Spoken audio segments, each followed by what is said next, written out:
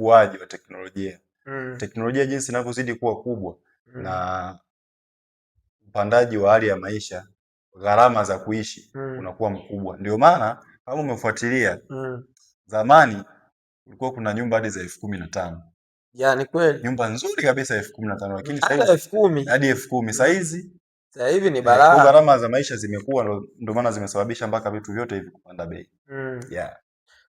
Unadhani kwamba sisi kama wazao wa Mbeya tunaumizwa na hiyo hali au ni hali ya kawaida inabidi wana Mbeya waipokee? Hiyo ni hali ya kawaida tu, kwa sababu sisi tupo tayari kwenye uchumi wa kati wa Mbeya. Milo mitatu ni jambo la kawaida kabisa.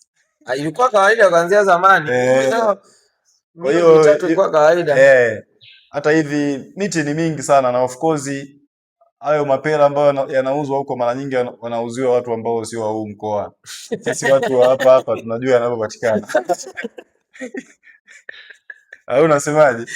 Ni kweli, mimi mwenyewe najua yanapopatikana. Kwa sababu Mbeya bwana, unakuta kila nyumba ina parachichi na mapera, sasa unaenda kununua ya nini? Unauziwa wapitaji.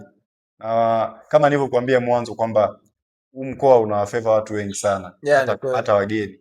Kwa hiyo hata ukianza kufuatilia watu wanaofanya kazi kwenye mataasisi ya kiserikali na ambao sio ya kiserikali, wengi wanatoka mikoa ya mbali. Ni kweli. Kwa hiyo hao ndio ambao wanauziwa sana hivyo vitu. Lakini kwa sisi wazaliwa hapa tunajua wapi vinapopatikana.